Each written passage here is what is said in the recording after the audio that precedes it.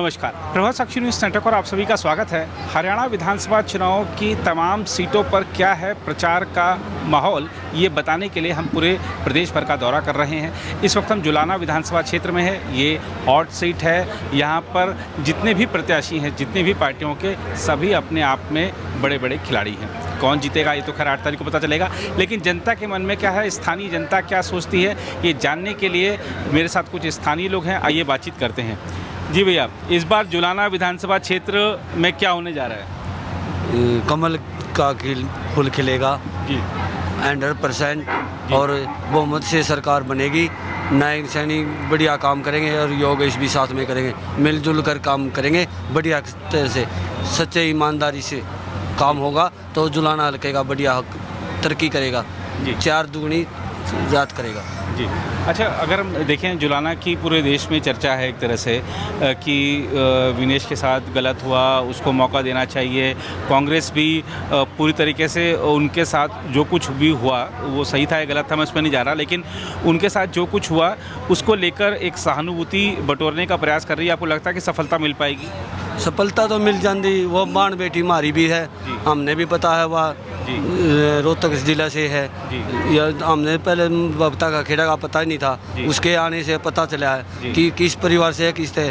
उसने जो है न गलती करी, एक तो उसका 100 वेट तो टूटा नहीं, उसको 3 मौके दिए, 3 मौके में वह फेल हुई। उसने 2 कुश्ती लड़ी, तीसरी में वह सेमीफाइनल और फाइनल हार गई। इससे वो उसको है न थोड़ा दुख तो हुआ। एक थोड़े है उसके ऊपर लाठियाँ भी बरसाई। वो मोदी सरकार की वो गलती है, वो मानने हैं। फिर भी बेटी का है न जो दर्जा मिला, उसको गोल्ड मेडल या नहीं तो मिला, वो तो नहीं मिला, वो तो दे नहीं सकती सरकार। फिर भी उसको है न जो मान सम्मान दिया वो उससे बढ़कर है। आने वाले टाइम में उसकी है न और बड़ी आई होगी, उसकी आगे तरक्की करेंगे हमारे योगेश जी परिवार जी।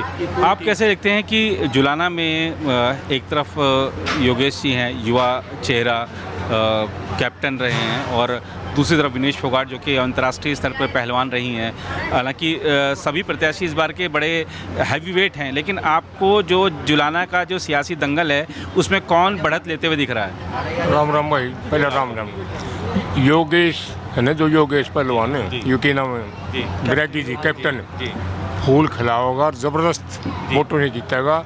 जो पहलवान की लड़ाई 8 हुआ होगा उसके पल्ले लो। पहलवान हमेशा 8 से जीते हैं, वो इसको मानना है। यहाँ उसका कोई कला नहीं है। ये तो मतलब कि राजनीतिक स्टैंड बना कर यहाँ उतारी गई। वो मतलब अच्छी लड़की थी, उन्हें खेल बनाना चाहिए था। खेल वो राजनीति के भाफे में आ गई। यहाँ से वो हारेगी, 100% हारेगी। तो आपको क्या लगता है, योगेश जी में ऐसी क्या खास बात है कि जुलाना को उनको मौका देना चाहिए? योगेश युवा बच्चा है, पायलट रहा है, पायलट रहने के उसमें इसने सरकार का वफादारी करी है। बच्चों को भी बताया है, जो न्यू लड़ाई हुई थी वंदे भारत मिशन, उड़े बच्चे निकाल के लिया, कोरोना में पूरा सहयोग दिया। ये आखिरी दम तक मरने वाला बच्चा है, ये दूसरे के लिए, अपने लिए नहीं। ये इलेक्शन राहुल गांधी ने जबरदस्ती इसको हटाया गया है पहलवान को। अरे ये तो लड़का है और इतना होनहार है, काफ़ी वोटों से जीतेगा। हाँ, काफ़ी वोटों से जीतेगा जी। आपको क्या लगता है, प्रियंका गांधी जी आ रही हैं 2 तारीख को विनेश फोगाट के लिए वोट मांगने के लिए, माहौल यही रहेगा बीजेपी वाला या बदलेगा? माहौल यही रहेगा, कोई बदलाव नहीं होगा। जो जहाँ बंद रहा है वो बंद रहा है जी।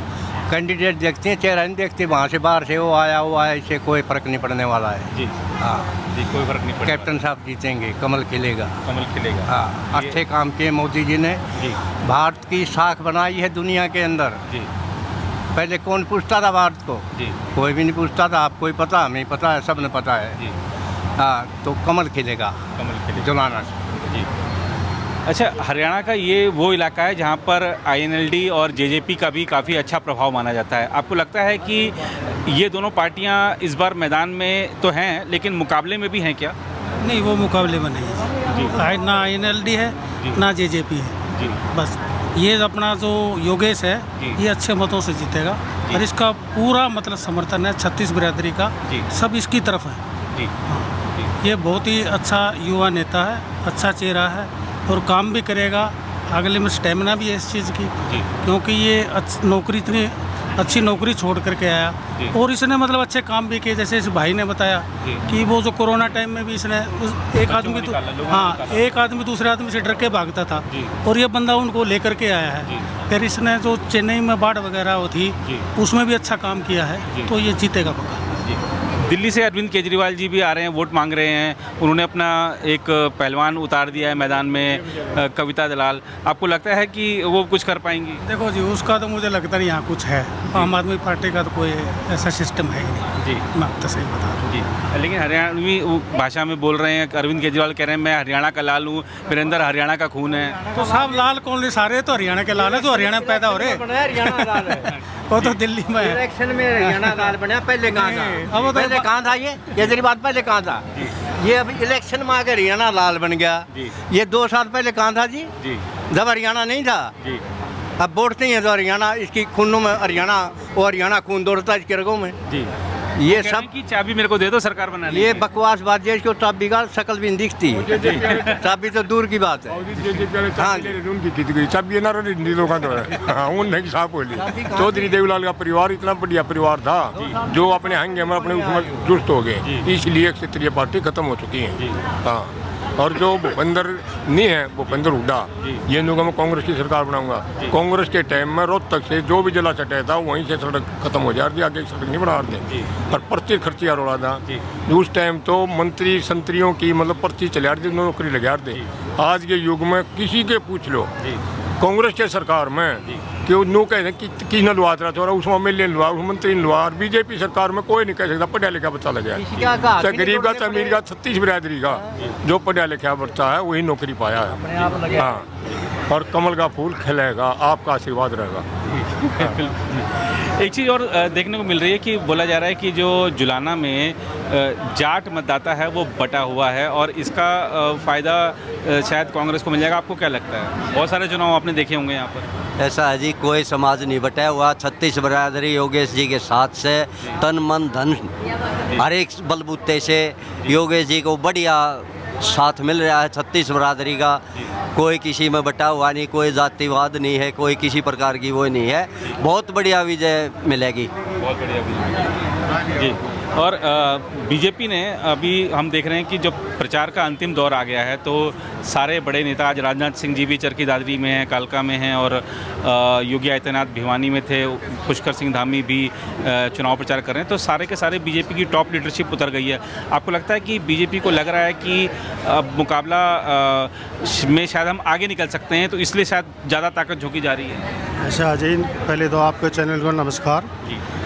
बीजेपी बहुत बढ़िया आपकी, जो पार्टी का जो कार्यकर्ता है, पार्टी का अधिकारी है, उसकी जिम्मेवारी लगती है और पार्टी को उठाने के लिए मजबूत नेता की ज़रूरत होती है।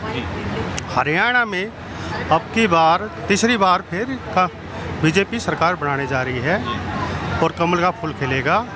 भाई अपने नेता की तो ड्यूटी लगाने हैं और हमारी जो उनकी जब कार्यकर्ता की ड्यूटी है, सभी अपनी ड्यूटी पे अपने पायबंद पका रहे हैं। ये भाई राजनाथ हो चाहे अपने जो भी मनोहरलाल बड़ोलिया अध्यक्ष हमारे, सभी अपने अपने कार्यालय पर बहुत अपना काम कर रहे हैं, मेहनत से काम कर रहे हैं और सभी का मान सम्मान पार्टी मना रही है।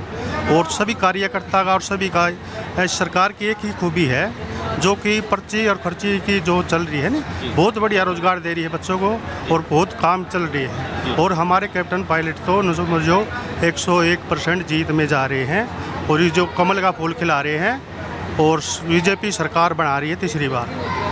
आप संगठन के व्यक्ति लग रहे हैं, इसलिए ये सवाल आपसे कर रहा हूँ कि जी नहीं, मैं ये सवाल क्योंकि आप कह रहे हैं ना कि बीजेपी के कार्यकर्ता नेता सब लगे हुए हैं। लोकसभा चुनाव में हमने देखा कि बीजेपी के जो कार्यकर्ता हैं घर से नहीं निकले थे वोट देने के लिए, इसका खामियाजा बीजेपी को भुगतना पड़ गया 5 सीटें खोकर।